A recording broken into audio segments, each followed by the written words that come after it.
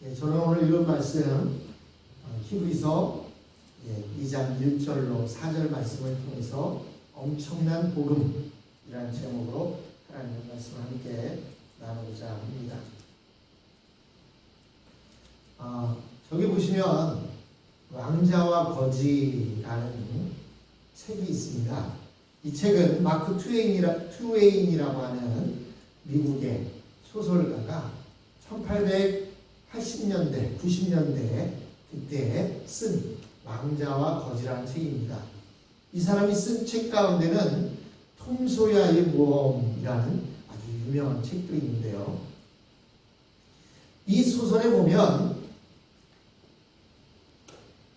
빈민가에서 거지로 태어난 아이와 그리고 왕궁에서 왕자로 태어난 아이가 같은 날, 같은 시에 태어나게 됩니다. 뿐만 아니라 두 사람의 얼굴이 너무나 닮았어요. 그런데 한 사람은 왕궁에서, 그리고 한 사람은 다른 그 빈민굴에서 태어나게 됩니다.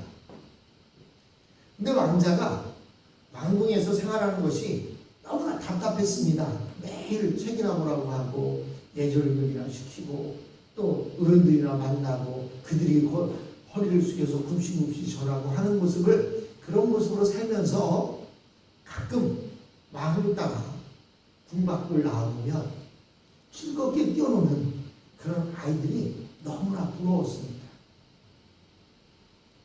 그에 반하여 거지는 자기의 삶이 너무나 비참하다고 생각들었습니다.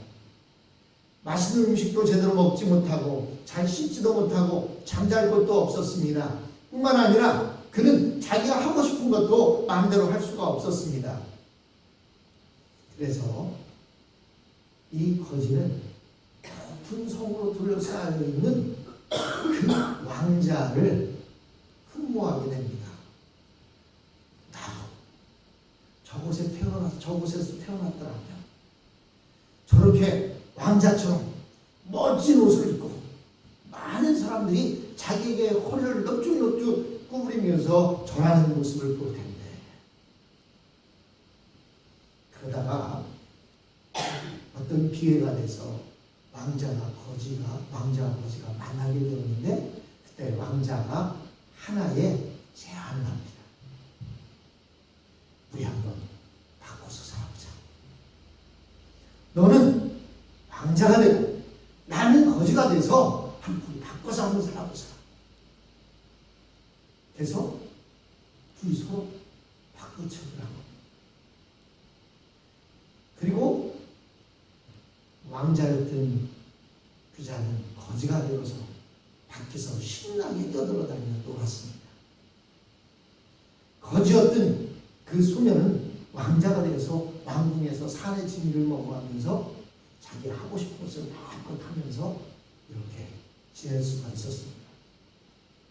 문제가 생겼습니다.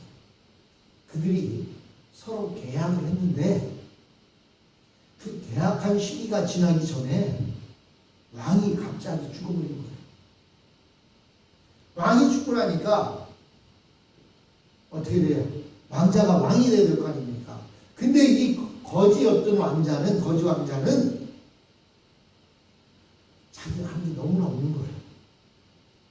제대로 어려서부터 교육을 제대로 받은 것도 없고 아직 제대로 된 교육도 받지 못했고 아무것도 할 수 없는데, 그리고 저 밖에 있는 왕자와는 아직 말할 시간이 남았는데 큰일 났습니다. 그래서 이 왕자가 된 거지는 수소문을 통해서 왕자를 찾습니다. 근데 왕자는 그런 소식을 잘 모르고 있다 뒤늦게서 그 소식을 알게 되고 이제 왕궁의 문을 두드립니다. 그리고 내가 왕자라고 밝힙니다. 그랬더니 그 앞에 있던 병정들이 그를 잡아다가 왕자를 사칭했다고 감옥에 가둬놓습니다.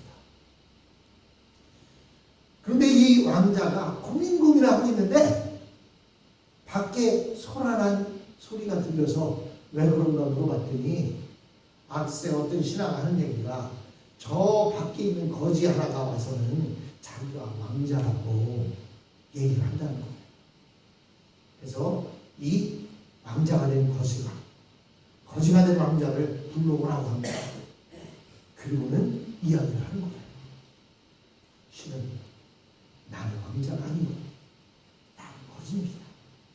저 거지 복장을 하고 있는 저 사람이 진짜 왕자입니다. 그런데요, 사람들이 그걸 믿어줄까요? 안 믿어줄까요? 믿어주질 않는 거예요. 그러다가 거지가 된 왕자가 생각을 하는 겁니다. 내가 왕자인지를 어떻게 알릴 수 있느냐? 왕의 도장이 있는 그곳을 내가 알겠다. 만약 내가 얘기한 그곳에 왕의 도장이 있다면 내가 왕자인 것이 확실하지 않느냐? 그 얘기를 들어보니까 맞지 않습니까? 어떻게 밖에 있는 거지가 왕의 도장이 어디 있는지를 알겠어요. 그래서 그곳을 말함으로 인해서 그 사람이 진짜 왕자구나. 그래서 그 거지가 되었던 왕자가 다시 왕이 되어서 그 시대를 잘 다스렸다는 그런 소설입니다. 그는 거지가 되어봤기 때문에 궁밖에 사는 사람들의 처지와 형편을 알아서 그들에게 어진 왕으로, 그리고 또 감옥에도 갇혀갔고 했기 때문에 아주 그 땅을 잘 다스렸다라고 하는 소설의 이야기입니다. 사실 소설이죠. 소설입니다. 꿈 같은 이야기죠. 그런데 이것이 꿈이 아닙니다. 이런 엄청난 일이 바로 저와 여러분에게 일어난다는 사실입니다. 이것은 소설 속에나 나오는 이야기 같은데 그것이 성경에서는 불가능한 일이 아니라고 말합니다. 하나님께서는 죄와 허물로 죽어뜨는 우리들을 하나님의 자녀로 삼아 주셨습니다. 지극히 높으신 하나님의 아들이 우리와 똑같은 사람이 되어서 우리로 하여금 자신을 믿는 자들에게 높으신 하나님의 아들이 되도록 해 주셨다는 사실입니다. 우리는 히브리서를 살펴보면서 몇 가지 특징을 볼 수가 있습니다. 그 한 가지는 히브리서가 대단히 수직적인 관계에 있다는 것을 볼 수가 있습니다. 즉 우리와 하나님과 천사와 같은 수직적인 관계, 위아래로의 관계를 우리에게 보여주고 있습니다. 히브리서에서는 이 세상에 많은 일어나는 복잡한 사회 문제 같은 것들은 전혀 거론되지 않습니다. 그뿐만 아니라 히브리서는 오직 구약 성경만을 인용하여 여러 편의 논문처럼 이렇게 기록되어져 있습니다. 히브리서는 오직 구약 성경만을 인용해서 복음의 위대한 내용을 하나씩 증명해 가고 있습니다. 우리는 지난 1장을 통해서 첫 번째 그 논문을 살펴보았는데 오늘 본문의 말씀은 두 번째 논문에 해당되는데 그 주제는 하나님의 아들이 우리의 형제가 되는 것입니다.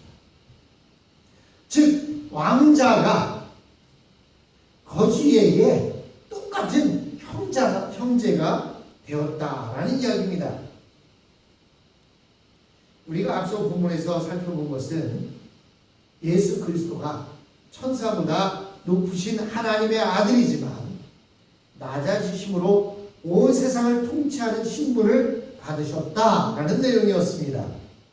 그러나 오늘 본문은 예수 그리스도의 낮아지심의 극치에 해당되는 문제를 논증하고 있습니다. 그것은 예수 그리스도의 죽음의 고통을 당하심으로, 예수 그리스도께서 죽음의 고통을 당하심으로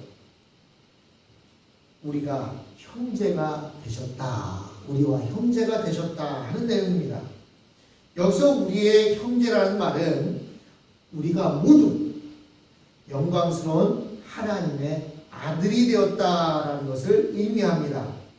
오늘 본문은 과연 하나님의 아들이 우리 모든 죄인을 하나님의 아들이 되게 할 수 있느냐라고 하는 것을 증명하고 있습니다.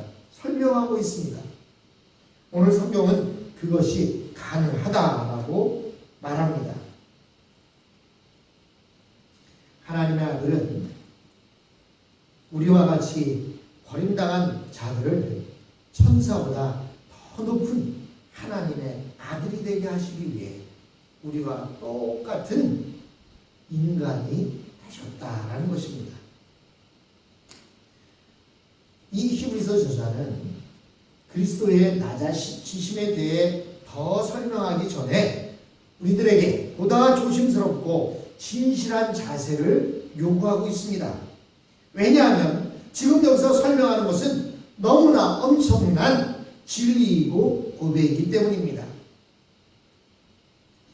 예를 들어서 어떤 사람이 수십억이 되는 보석을 손에 가지고 있거나 주머니에 넣고 있다면 대단히 조심스러울 거예요. 제가 한국에 있을 때 저희 누나네가 주유소를 했어요. 지금도 주유소 하면 규모가 좀 크지 않습니까? 한국에서도 주유소를 하면 규모가 좀 큰데, 주유소를 하다 보니까 그 주유소에 간판을 내준 곳에서 돈을 빌리게 됐습니다. 그런데요, 그 돈이 얼마냐면 5억이라는 돈이었어요. 한 30년 전 얘기니까 5억이면 미국으로 말하면 500,000입니다. 500,000 그러면 50만 불. 맞네? 그게 50만 불이? 예. 50만 불을 저보고 좀 가지고 와달라는 거예요. 근데 저는 그때 시골교회 전도사로 있을 때인데 사례비 조금씩 받아가면서 생활하고 있을 텐데 50만 불, 5억이라는 돈이 작은 돈이 아니지 않습니까? 그래서 그것을 받으러 본사에 갔어요. 그리고 본사에 갔더니 본사에서 5억을 주는데 사과 박스에다가 하나 가득 주면 그냥 이렇게 들고 오면 될 텐데 종이 한 장에다가 책을 써갖고 5억 딱 써갖고 한 장을 준 거예요. 그때 당시에 제가 시골교회에서 받던 사례비가 100불 받던 제가 50만 불에 수표 한 장을 딱 받으니까요. 이걸 어떻게 할까? 고민에다가 주머니에다 넣었어요. 주머니에다 넣고는 이 주머니에다 그냥 넣고 있으면 어떻게 될지 모르잖아요. 그리고 손을 집어넣었어요. 근데요, 제가 그걸 가지고 우리 매형에게 전달할 때까지 주머니에서 손이 안 빠져나와요. 주머니에서 손이 안 나와. 왜 안 나올까요? 그렇죠. 잊어버릴까봐. 두려워서. 그 큰 돈 잊어버리면 어떻게 됩니까? 그리고 그 손을 뺐을 때 누군가가 내 바지에 칼로 긋고 가져가면 어떻게 되겠어요? 그래서 그 체크 한 장을 주머니에다 넣고 손을 집어넣는데 이 손을 빼려고 해도 손이 안 빠져나오는 거예요. 지금 같으면 조금 이제 나이도 먹고 그래서 에이 그러잖아요. 지금도 아마 그런 큰 돈이 있으면 좀 두려움이 있을 거예요. 근데 그때 당시에는 얼마나 큰 돈인지 그게 주유소를 하나 사고도 남을 만한 그런 돈이었기 때문에 그거를 받아갖고 오면서 그냥 옆에 사람만 와도요 다 도둑놈처럼 누가 가까이만 오면 내 돈 내가 가지고 있는 돈 뺏어갈 것 같고 누가 나를 보고 쫓아오는 것 같아요.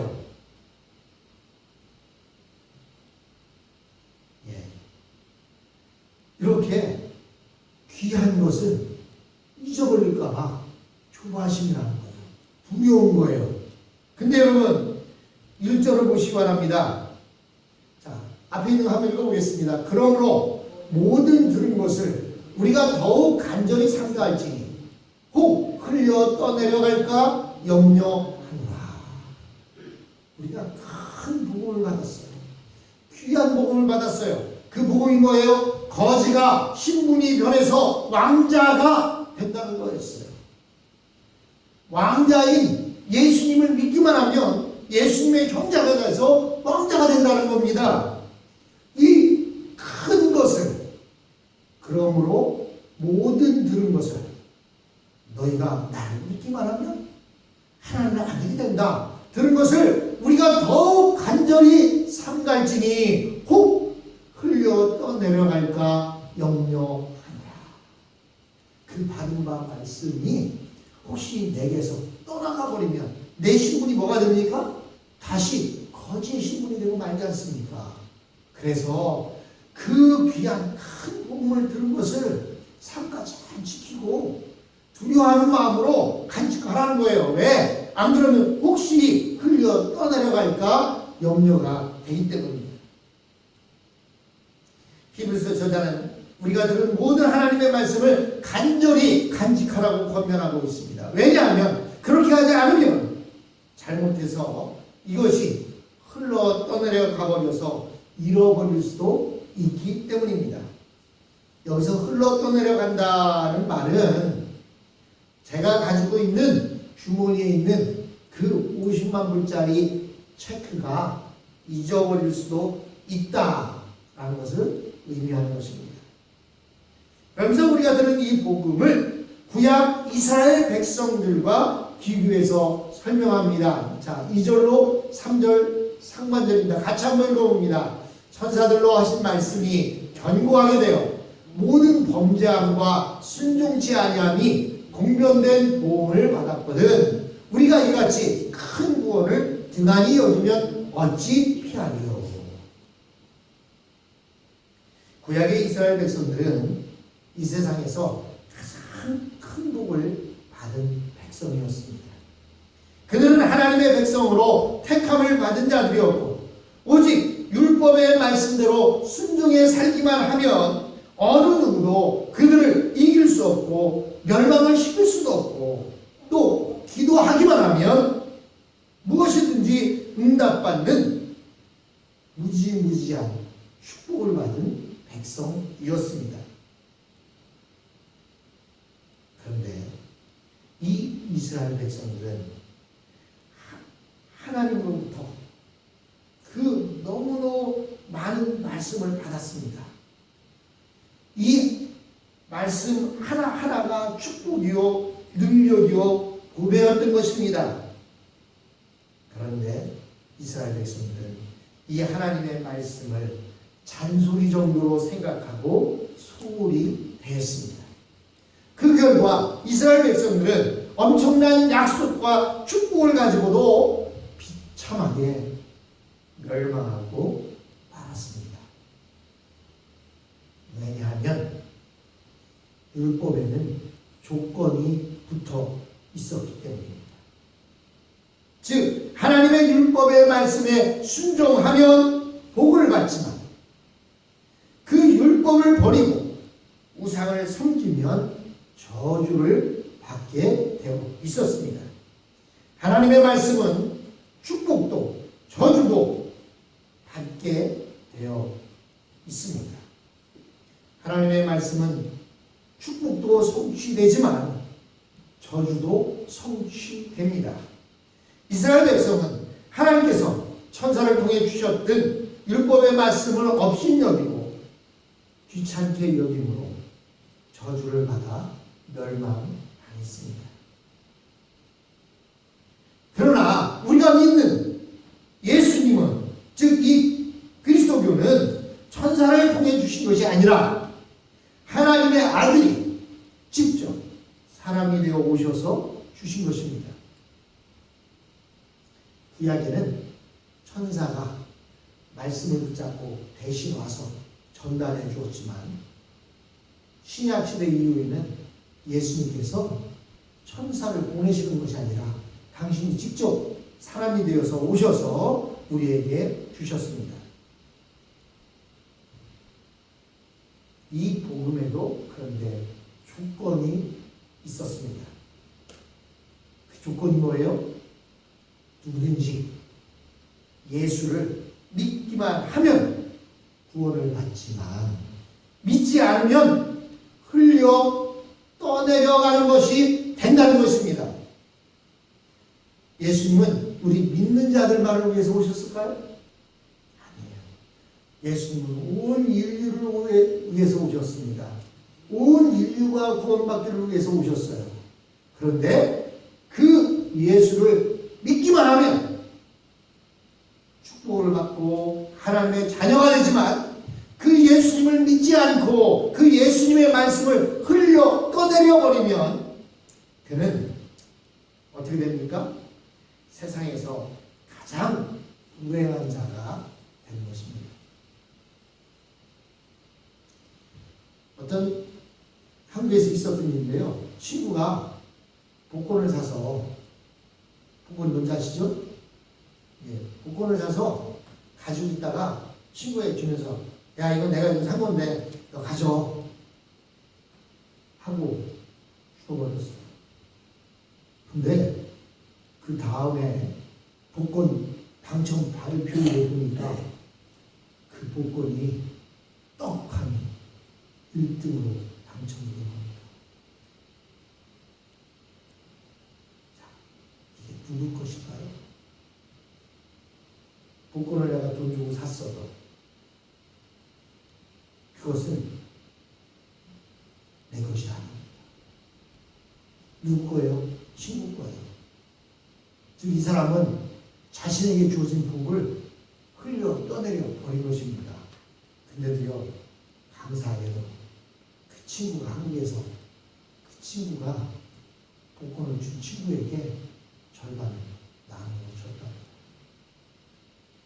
그런데요, 그 안 준다고 해도 뭐라고 할 말 없는 거예요. 왜?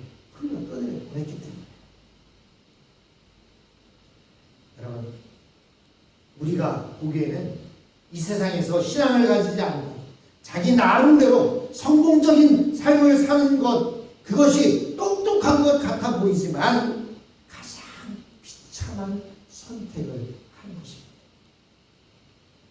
우리는 복음의 진리를 이 세상의 다른 어떤 것과도 비교하거나 바꿀 생각을 해서는 안 됩니다. 또 내가 믿고 싶으면 믿고 믿기 싫으면 믿지 않아도 되는 정도로 가벼운 것으로 생각해서는 안 됩니다. 우리는 복음의 진리를 나의 생명의 밧줄로 생각하고 다른 것은 다 잃어버려도 이것만큼은 목숨을 걸고 붙들어야 우리의 생명이 흘려 떠내려가지 않게 되는 것입니다. 지금 우리가 가진 성경은 구약의 모든 것이 다 성취되었고 발표되었기 때문에 한 말씀 한 말씀이 모두 축복이고 능력이고 기적입니다. 우리는 이 보석을 한 개라도 잃어버려서는 안 됩니다. 이 말씀을 붙잡고 기도하면 놀라운 응답이 있고 성령의 부으시는 능력이 있고 기적이 일어나는데 무엇 때문에 다른 것을 붙들려 하겠습니까? 3절 하반절로 4절을 보시면 같이 한번 읽어봅니다.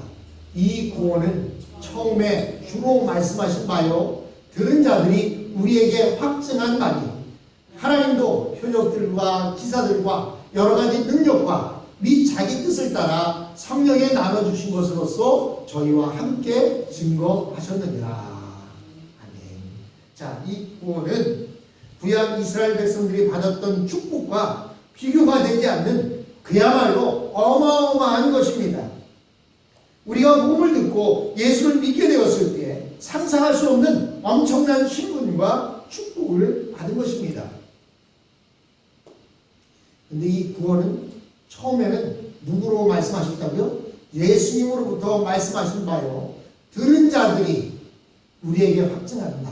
즉 이 예수님으로부터 말씀을 들었던 제자들이 우리에게 확증하는 바니, 또한 하나님도 표적과 기사들과 여러 가지 능력과 자기 뜻을 따라 성령에 나눠주신 것으로서, 즉 예수님이 부활 승천하시고 마가다락방에서 120문도가 모여 기도할 때 하나님께서 성령을 부어주셨잖아요. 그래서 성령에 나눠주신 것으로서 저희와 함께 증거하셨다. 예수님이 복음을 전하셨고 제자들이 그것을 듣고, 또 그것을 제자들만 들은 것이 아니라 제자들 듣고 자들이 믿고 구원받은 것을 우리들에게 확증해 줬고, 뿐만 아니라 하나님께서도 성령을 부어주셔서 우리로 하여금 그것을 확증하게 해주셨다라고 이렇게 말하고 있습니다. 그래서 우리는 이제 이스라엘의 자손이 했던 것처럼 하나님을 의심해서 세상을 사랑하거나 사람들의 인정을 받으려 해서는 안 됩니다. 오직 하나님이 주신 것만 붙들고 그 하나만으로 만족해야 합니다. 하나님이 주신 것 그 하나로 만족한다면 그 하나가 무엇이겠습니까? 바로 예수 그리스도입니다. 예수님으로 만족하면 하나님이 주신 모든 것은 다 우리의 것입니다. 그 하나님의 놀라운 축복이 저와 여러분에게 함께하고 있습니다. 기도합니다.